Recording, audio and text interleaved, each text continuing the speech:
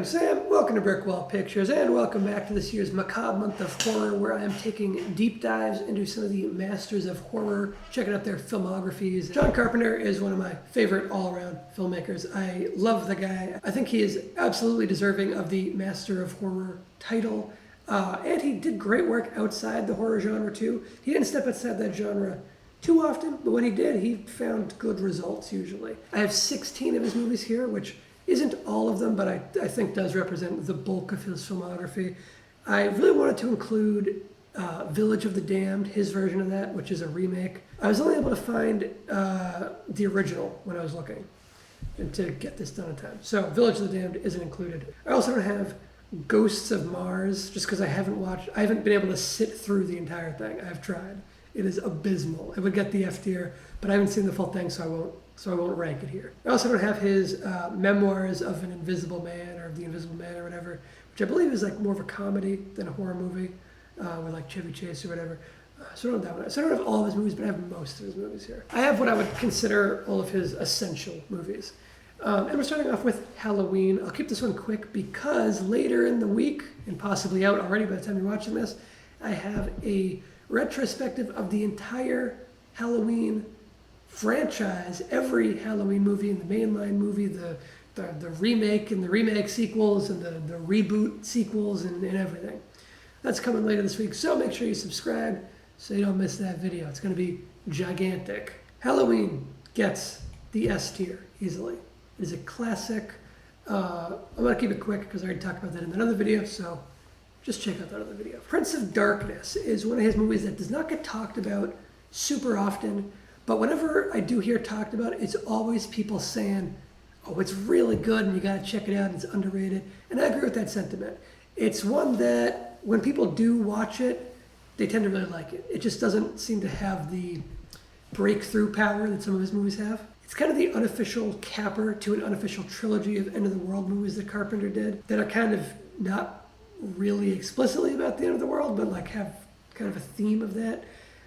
It's got some familiar Romero actors, like it's got Wang from Big Trouble in Little China and whatnot. It's also got Alice Cooper in a really bizarre role. It's a bizarre premise and story, and the characters that it chooses to focus on to tell this story are also kind of an outside the box choice. It's really interesting. I wouldn't say it's perfect. I would say it's flawed in many ways, but it's really effective in certain areas, and it's especially effective horror-wise when it comes to, I guess I would call them like the broadcasts. It's such an outlandish concept. It's treating this like jar of green goo as like a god figure, kind of, which is really fascinating. And it's this idea of like merging religion with like data, like hard science, and it's really interesting. Lots of interesting things being said. It's pretty well made. It's not perfect, but it's fascinating. I would give it a B. Solid. Definitely worth a watch if you haven't seen this one.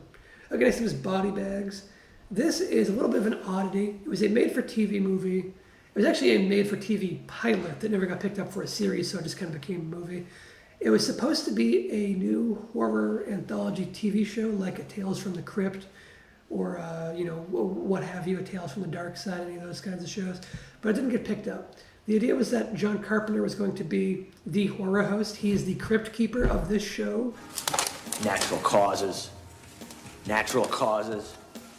More natural causes. I hate natural causes. Give me a big old stab wound to poke around in, then I'm happy. Ah, here we are. Body bags. See if it's murder or suicide or a nasty accident, they put them in these bags. This one was found on a stretch of lonely highway, miles from the nearest town on a pitch black night. He's like the star of the guy in the connecting bits. He plays the mortician, and he is so over the top. He's super goofy and hammy. He's got like, dead makeup on to make him look freaky. And he's going like full on like Looney Tunes caricature mode. It is a lot of fun to watch. I got my eye on you, baby. Oh, yeah. Oh, sorry. I couldn't resist.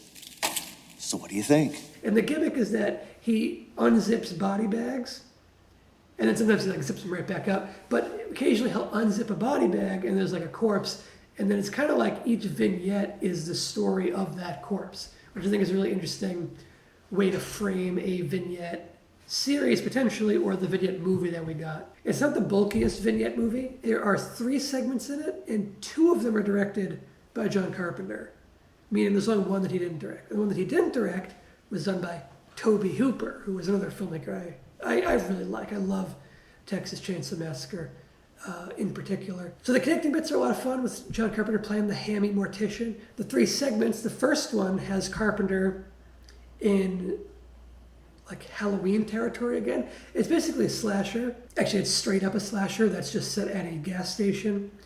The problem with this one is that it's too simple. It is like an extremely by the numbers slasher. It feels like any of the dozens of slashers that came out in the wake of Halloween, like ripping it off very cheaply, trying to mimic it.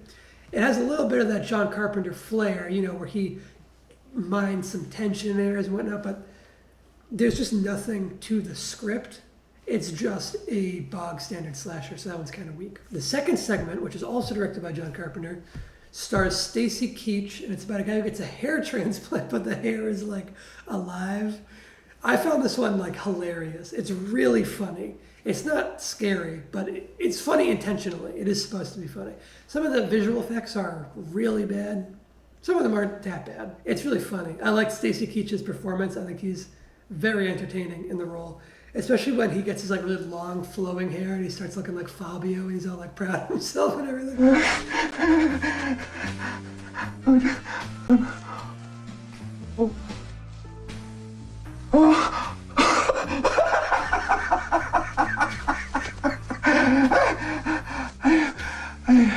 It's here. I have hair. So that one's really entertaining. It's not scary, but it's super entertaining. And the third segment, the one that Tobe Hooper directed, is actually the best one in the segment. He comes in the John Carpenter's movie and he kind of like outdoes him. I think just because he had the best script out of the bunch too. But he does a great job directing. And Mark Hamill is the star in that segment, and he gives a really good performance in a pretty complicated role. He's a baseball player who gets an eye injury, and that eye injury is like corrupting him. It's like turning him evil. He's like seeing things, but it's also making him do things. It's a tricky role, and he does a great job, and it's entertaining. I would probably, the various segments are kind of all over the place. As a total package, I think I'd give Body Bags a C. It's worth watching. It's entertaining. It's a strong C. Okay, next up is Starman. This was the one that I had to watch to round out my tier list here, because I'd never watched Starman just because it didn't really interest me, the premise. It's John Carpenter way outside the horror genre, and it's him like making a fully mainstream, pretty big budget movie. It is a sci-fi movie. It actually does have some minor horror elements in the beginning. There's like a body horror transformation that is actually really good. But then after that, it's like constantly switching genres in a way that could be messy, but John Carpenter keeps such a tight grip on it, and he really navigates all of these genre transitions, I would say flawlessly. I was really impressed with Starman. I liked it way, way, way more than I expected to. I think it's a great drama. It has, you know, like the body horror sequence. It has sci-fi. It has like hardcore intrigue. It has little bursts of action. It has a lot of romance. It has like a lot of heart in general. It's the story of Jeff Bridges plays an alien who like crash lands on Earth after the Voyager probe made contact with his people in a kind of misguided attempt to avoid freaking out the human whose home he landed near. He takes on the appearance of her dead husband. So when she sees him, it's like her dead husband has come back, except it's not him. He's a very alien guy. And then slowly a romance forms as they like travel across country together. It does not at all feel like a John Carpenter story. And it wasn't. It was like a spec script written by someone else. This is very much a like director for hire kind of movie. It's John Carpenter's like brush with mainstream. I would say like the most mainstream he ever got. It's like a big commercial movie, and I think it's really good actually. It really just shows how talented of a director John Carpenter is all around, not just when it comes to the horror genre, which I think he had already proven with other movies, but you know, in a more mainstream sense, he does that here. Jeff Bridges is wonderful in this role. He gives a performance that genuinely feels like he's an alien. It feels like it's not Jeff Bridges acting. It feels like it is someone wearing a skin suit of Jeff Bridges. Like, it feels like it's Jeff Bridges' body and he's not in control of it. Like, there's someone else piloting him. And that's a really tough thing to portray as an actor. He does such a good job. The way he moves around, the way he like looks at things, the way he speaks, like he's not used to forming, I wouldn't even just say English, the way he's not used to forming human sounds, like with a human mouth and with vocal cords. Like, he like clicks and pops and overstretches his mouth to form words. It's a really great performance that I think deserves more acclaim. It's one of Jeff Bridges' finest performances, and he's given a lot of really good performances. It's just all around really good. It's really impressive. I could go all the way to A tier with it, honestly. It's really strong drama. It's outside the box for Carpenter, and not all Carpenter fans are gonna like it. I was really impressed by it. It kind of blew me away. Next up, one that did the exact opposite, The Ward. I was really excited for this because it was John Carpenter's first movie in many years. It's a long time ago at this point because he hasn't made a movie since. It is his last movie, unless he decides to do another one. He still does like music videos and stuff, and he still scores movies and whatnot. This will probably be his last movie. And it is not the one he should have gone out on. Neither is Ghosts of Mars, which is his other previous one, but I mean, The Ward is maybe not as bad as Ghosts of Mars. Like I said, I'm not going to rank Ghosts of Mars, but it's definitely the worst one in this tier list. I would give it an F. I think that's probably, a lot of people would say it's harsh. Maybe I could give it an E. I don't know. I'd have to be being really generous to give it an E. I'm going to give it an F. I hate this movie. For it being Carpenter's return, it is such a disappointment. And that disappointing quality to it is just like impossible to get over. This is a bad movie. It's a terrible script with a horrible twist. The acting is bad, even from the leads. It's just bad all around. It's like a shitty slasher that's like a shallow imitation of the shallow imitations of Halloween, wrapped together in a bad story with an awful twist that like doesn't even make sense. Bad movie, don't like it. Okay, Vampires. I kind of put two of his not great ones in a row, actually. Vampires is not good. I don't know if it's quite as bad. Where I might like The Ward even less than a lot of people. I might like Vampires a little bit more than some people, but I still don't like it. I don't think it's good. I do think it's pretty entertaining. It has a fun premise. It's basically just Carpenter's spin on From Dusk Till Dawn. It's kind of like doing the same thing. The problems with it are the script is really messy, and James Woods he just does not work in the main role. He's cast as the main guy, and he's supposed to be like Clooney in From Dusk Till Dawn. He's supposed to be like cool, kick-ass vampire hunter. And James Woods is just not cool. You know, I can buy him in Videodrome. You know, he works in that sense in the context in a horror movie. He does not work as like the badass leather jacket wearing. He's just like, he's a whiny bitch. I'm sorry, I don't like James Wood. And this is even before I found out he was like a total piece of shit in real life. He's like a crazy MAGA fucking piece of shit guy. As even before I knew this, I was just like, he does not work I can't buy him as a badass, you know what I mean?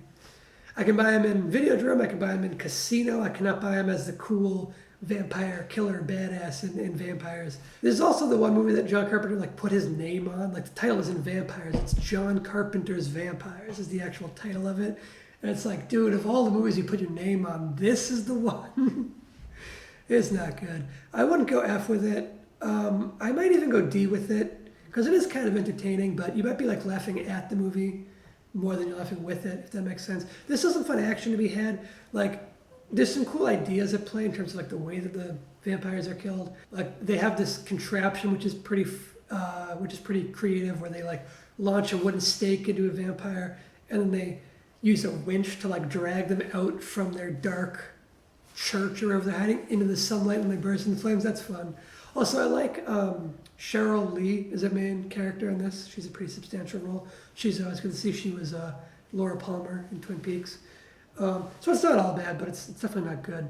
I don't know how, because these were in a randomized order, but so far we have a perfectly one for every tier. I don't think this has happened before. If we have an E tier movie next, we don't though. Next up we have The Fog, which is much better than Vampires, but it's also not one of Carpenter's best. I would say it's on the weaker end of his spectrum. It has a really good cast. Like Jamie Lee Curtis is in it again. It's one of the only times he worked with her again after Halloween. Tom Atkins is in it, who I love that man. I love Tom Atkins. He was also in Halloween 3, which Carpenter didn't, write, but he was obviously attached to the series, and I think he produced it and gave Tommy Lee Wallace his blessing and all that. And I love Halloween 3, by the way. I have a video called Halloween 3 Deserves More Respect on this channel that I recommend checking out. Anyway, The Fog, so it's got a good cast.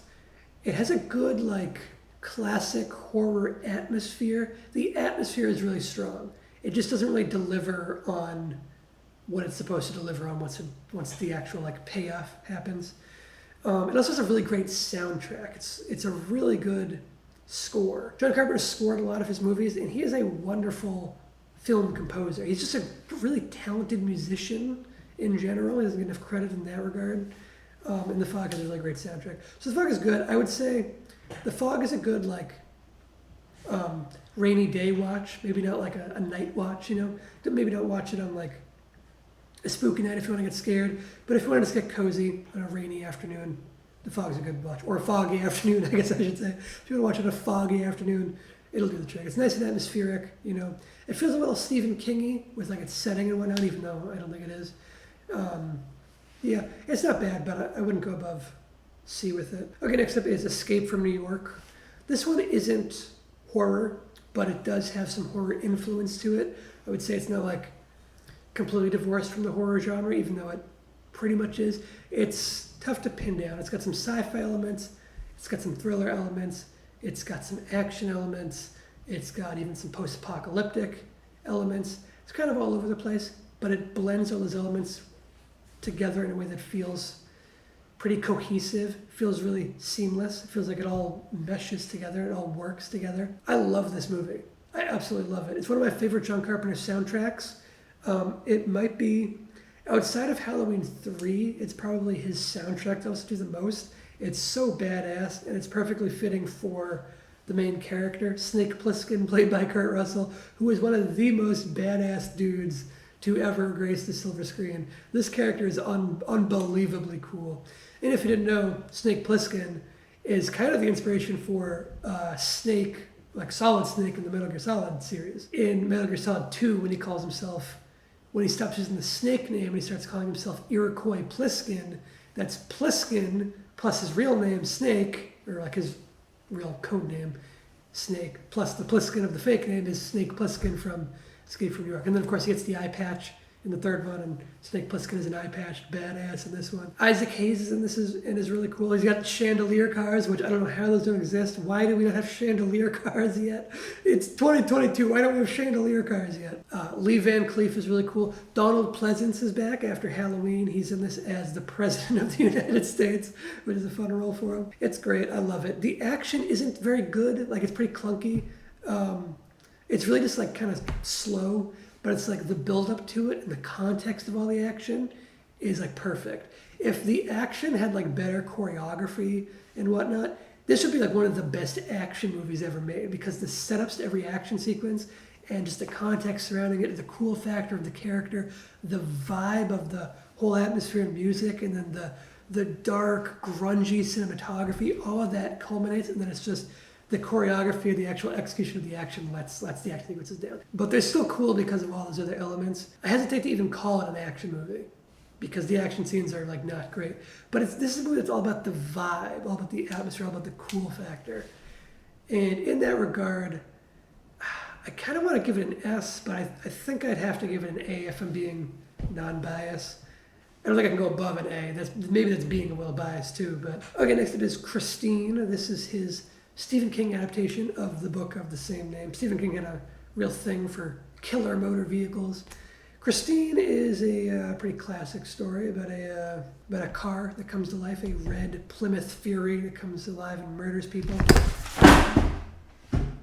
There go my books. This is my horror novel that was just published earlier this year by Hellbound Books, South of the Mason-Dixon. I recommend you check it out if you want to see my stamp on the horror genre. You can check out what critics are saying about it and whatnot.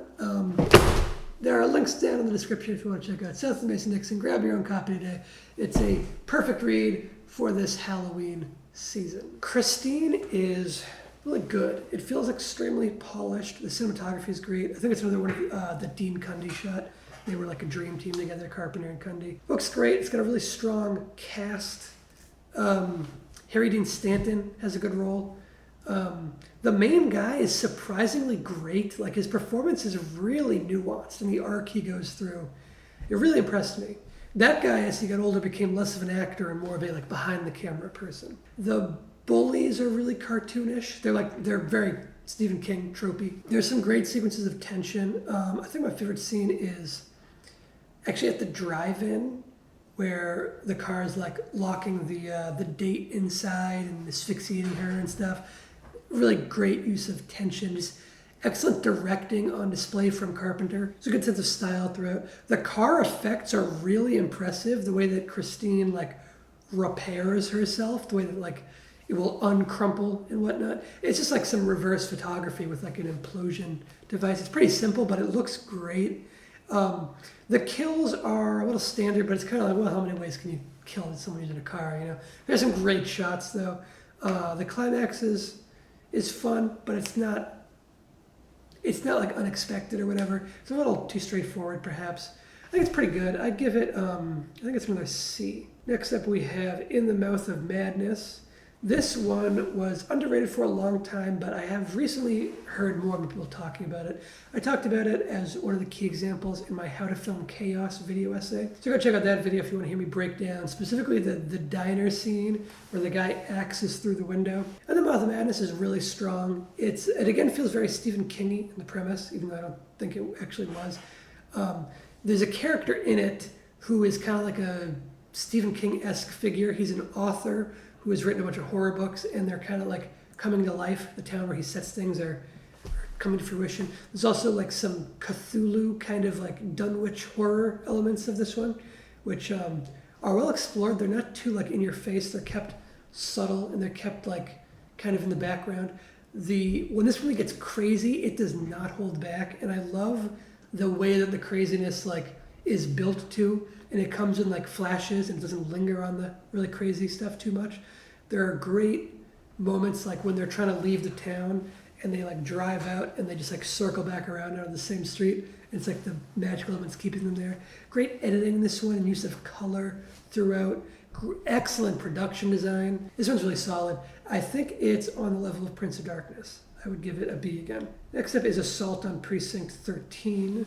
This was one of Carpenter's very first movies, made it even before Halloween. So it's low budget.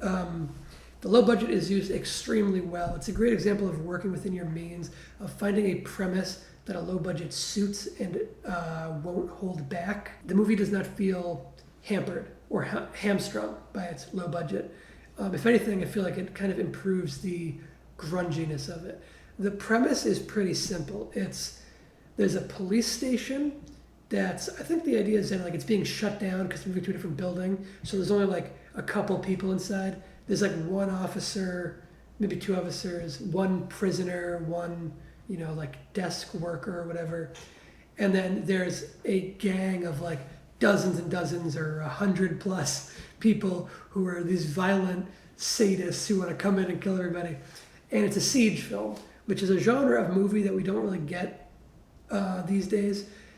Like, we got Assault on Precinct 13 and like Straw Dogs back in the day. The siege film was like a whole like mini subgenre on its own for a while. And it's a subgenre I find extremely entertaining, and I would like to make a contribution to the siege genre at some point. I kind of have a sequence in my book, my first book, The Fall of Polite, that was meant to be my like spin on the siege genre, just like one sequence of the book, not the whole book.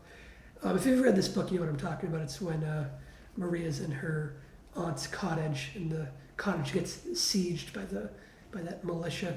That was kind of my take on the siege mini genre. To me, Assault on Precinct 13 is the pinnacle of the siege genre. I love how it's executed. The villains are really well set up in the beginning. The main bad guy straight up murders a little girl, like straight up little blonde girl, pigtails, eating an ice cream cone, shoots her in the chest. Blood all over the place, does not hold back, and I appreciate that. I've said before, and I'll say it again, I like when a movie has the guts to murder a child on screen. A lot of movies won't go there, so when a movie does, and it has a purpose, and it works well, I give it a little round of applause just for having the guts to kill a child on screen. And this is one of the like go-to examples of that for me. When the siege actually happens, it is great. It is nail-biting. It's tense as hell. The action is really well done. It's better done than it is later on in like Escape from New York, for example. It's so well done, and it's intense enough that it almost feels like a horror movie. Assault on Precinct 13 is an action movie that is so, like, it's so dark and so grungy that it starts to feel like a horror movie, even though it doesn't really fit any of the traditional horror metrics, you know. I love Assault on Precinct 13. It gets the A from me. Okay, next up is Escape from LA. I talked about Escape from New York. I love that one a lot. Escape from LA came out many years later when Carpenter was sadly in a different phase of his career, a weaker phase. He kind of went a little downhill at a certain point, and Escape from LA is part of that downhill period. It's not good. It does have some fun moments. Snake Plissken is still really cool in some moments. Like, it has a phenomenal ending. The ending is so fucking cool, where Plissken is just like, fuck it, let the world burn, you know? Excellent, excellent ending. But then they have stupid shit where they make him like play basketball and they make him like surf on awful green screen. And that is just like a slap in the face to the cool factor of that character. You gotta be kidding me.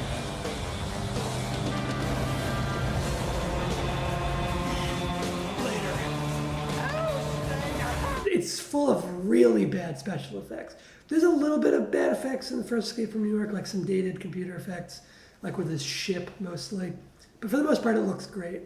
This one looks awful. And again, it still looks good in some parts. Like, there's some cool matte paintings and stuff, but there's way more like digital effects and bad green screen and stuff. Because this one came out in like the 90s as opposed to the other one was like a full decade earlier. It's not good. I put it on the level of Vampires. There's still some entertainment value to be gleaned for sure. And again, great ending. It's almost worth watching just to get to how cool that ending is. Okay, next up is Dark Star. This was John Carpenter's first movie. It started off as a student film. And as a student film, it was like a short, and then it basically just like got expanded into a feature. And it's not a case of a film where you go, did you know it started as a short film? You go, oh wow, that's impressive. I had no idea. It's not that. It's a case where they go, did you know it started as a short film? And you go, yeah, fucking obviously. Because there's obviously only enough story here for a short film. The movie is barely feature length, meaning it's under 90 minutes. I think it's like 82 minutes or something. And it is so obvious that they are just stretching. It is filler in the purest sense of the phrase. It is just scenes of these couple of guys fucking around on their little spaceship sets doing absolutely nothing but fill time to hit the feature-length runtime so that they could, you know, get feature film distribution or whatever. There is just nothing going on. It's supposed to be a comedy, I guess. I think that's really more in the marketing. Like, if you look at the posters and the taglines and the trailers and stuff, they call it like a whacked out space comedy. And there's quotes like where it compares itself to Doctor Strangelove and stuff. It is not that whatsoever. I think that's just, they had nothing to grasp onto marketing wise, so they tried to put that spin on it. I don't even think that was really what they were going for in the movie. There are definitely some moments of comedy. They aren't funny. The comedy pretty much all falls flat. Like, almost every single joke is like a ugh kind of reaction. Like, you don't laugh, you go ugh.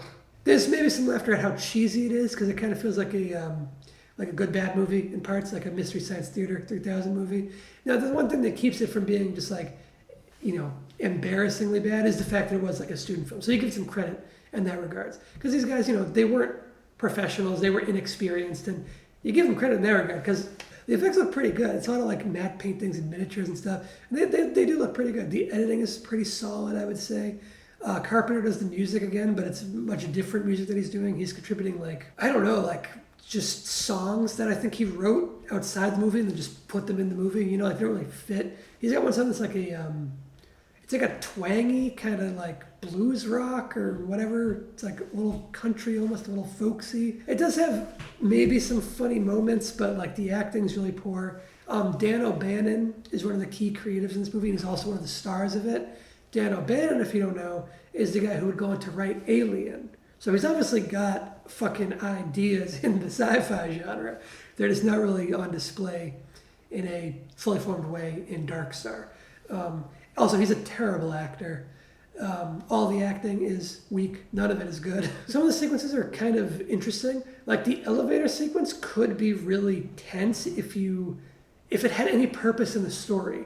There's this long drawn out sequence that goes on for like 10 plus minutes where Dan O'Bannon's character is like hanging from the bottom of an elevator. Like he fell on the elevator shaft and he's, gonna fall off or whatever. It could be really tense, but it has no purpose being in the story. Like he's not accomplishing anything. It just kind of happens, and then he goes back afterwards.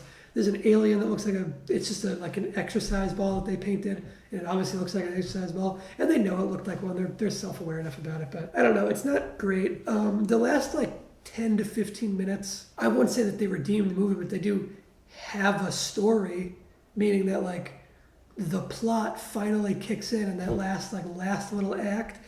Which, I don't know, maybe that was what the short film was, and they put stuff before it. It's not good. I would put it in E. I wouldn't put it in F, because, like, you gotta give it some credit for being a student film that, expanded into a feature. It is impressive in that regard, undeniably.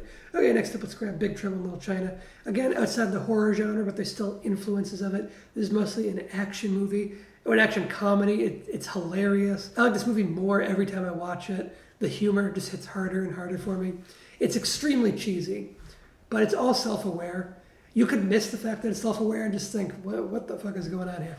But you gotta know it's self-aware. It knows how ridiculous it is. It is so fucking wacky and over the top. Also, it's one of the most relentlessly paced movies you will ever see. There is not a second of downtime in this movie. There is so much crammed into this movie. So many ideas that seem like they wouldn't go together because they straight up do not go together. But they're in here. They're mashed together into a package that is so much fun. Kurt Russell is great in this lead role as Jack Burton, a truck driver. He's doing his like John Wayne impression the whole movie, and it's really funny. He's got this one gimmick of like he's got fast reflexes where he catches the bottle and then later on the knife and stuff. It's essentially like an action adventure movie where the hero is completely incompetent and his sidekick is the one who's actually competent and skilled, but he doesn't get any of the credit, and that's a lot of fun. This movie's great. I'd probably give it a B the first time I watched it. It has grown to an A for me in time. It's really wacky. You gotta be prepared for some goofy ass shit, but it's a lot of fun. Okay, next up is They Live. This movie, I think, has finally been getting its due within the last decade. I feel like it was overlooked in its time, maybe even a little misunderstood in its time. But, it's great. Kind of like Big Trouble in Little China. It's not as over the top, but it is pretty over the top. And it's a little ridiculous, a little wacky. Rowdy Roddy Piper is the main character. And just because he was a wrestler, there's a full-on wrestling sequence in the movie where John Carpenter was just like, hey, fuck it, you're a wrestler, right? Let's do it. Let's add a wrestling scene. And it is so long, this back alley beatdown between him and Keith David, who is great, by the way. Keith David is a national treasure who doesn't get, he deserves to have legendary status, and he never really got that. Keith David, he's excellent. I loved seeing him get added to the main cast of Community, for example, and he's hilarious on that. What's that thing that castles have? Walls? Come on. A moat? Yeah, it goes over the moat. Goes over the moat. Enemy knights, cavalry, arrows. No, come on, stop it. It goes like this. Alligators? No, it's one thing. It's mechanical. One mechanical alligator. Are you screwing with me? I don't even know what the hell you're talking about. It's one mechanical thing. It goes over the moat. It goes like this. A catapult. Ah! Oh, Jesus. What I hope he's in the Community movie that just got announced. Finally, 6 seasons in a movie is finally coming to fruition. We knew it would. It's finally happening. Which lunch lady? The hot one? You mean the one who serves the hot food? That's the one. They Live is great. It gets talked about a lot for its social commentary, which is really great. It's very obvious, it's very on the nose, the anti-consumerist messaging. But it being on the nose isn't necessarily a bad thing. I kind of think it being blunt helps drive the point home in a really efficient way. It's got the really badass, I'm here to kick ass and chew bubblegum, and I'm all out of bubblegum line. Such a great line. I still see people attribute that line to Duke Nukem, even though Duke Nukem was quoting this movie. So, give Carpenter his due, They Live is great. Again, super cheesy, but it's a lot of fun. I think it is maybe B. It might be A. I'm not sure on this one. I think I will give it a B. Mostly because the last act is a little bit of a letdown after all the build-up. Once we get into the like more hard sci-fi elements where they're like in the aliens compound and all that, it starts feeling a little more far-fetched. Much more suspension of disbelief is needed at that point. And it teeters a little bit. It never falls apart, but it stops firing on all cylinders. Unless if we have The Thing, which I'm not going to fuck around here. The Thing is another S-tier movie. Halloween and The Thing are his two S-tier movies. I feel pretty confident in saying that. The Thing is... So John Carpenter is one of the undisputed masters of horror. But if you look at his movies, he really wasn't like all that gory as far as like the horror genre is concerned. Like most of his horror came from tension and the way he built up horrifying elements. His movies really don't get all that gory. I mean, they occasionally, they never feel like censored or anything. But The Thing is one of the goriest movies ever made. And it has some of the best gore ever made. Arguably the best like gore, practical effects, body horror in the game.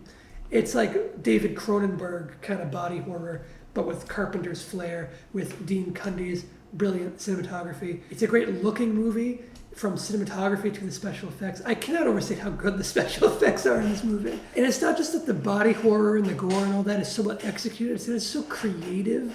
The premise of this alien life form that is so malleable in these ways, it enables the movie to have such wild, outlandish gore. Like the scene where the guy goes through the shock paddles and it goes through the guy's chest and his like rib cage, his teeth, and it chomps down on him is so good. And it looks fucking incredible. And it's also just like, what other horror movie are you going to see that? And it just perfectly fits into the narrative that is believable. It doesn't have to be like a dream sequence or whatever, you know? And when like the head can go up on this long neck and it can grow the spider legs and all kinds of shit. The dog horror is horrific. It's incredible. And even outside of the gore, Carpenter is just such a master at creating and sustaining tension. Like one of the best scenes in the movie has no gore in it at all. And it's the scene with the blood samples where he's got his like hot metal coat hanger or whatever, and he's putting in the blood samples one at a time. If since every part of it's alive, if its blood gets burned, it's going to react to that, and he's trying to find out which one is the alien. That is such a great suspense scene, and it has a great, I think you could call it a jump scare, one of the rare jump scares that is like excellent, because it's executed in a way that is not cheap. It's a worthwhile payoff to incredibly well-developed tension. That's when a jump scare lands. That sequence, they also completely ripped it off for an episode of The X-Files. That's not a bad thing, though. The X-Files is cool. They still did a good job with it, you know. The Thing is a masterpiece. Again, Keith David's really good in it. Kurt Russell is great in it. Kurt Russell and John Carpenter were such a great pairing together. They both did some of their best work together, I think. The Thing is just all-around excellence. It's truly, truly great. So that is where I rank John Carpenter. He's got some, a couple of not so great movies. These are the ones that I wouldn't really recommend these for here. The rest of them, I can recommend. Especially to horror fans, these ones are all worthwhile. I love John Carpenter. I really think he's an incredible filmmaker. Fully deserving of the Master of Horror title. Thanks for watching my tier list. Subscribe for more like it, and be sure to check out my full, big-ass retrospective of the Halloween series, which is either already up or coming very soon. So thanks for watching. I'll see you next time. So long.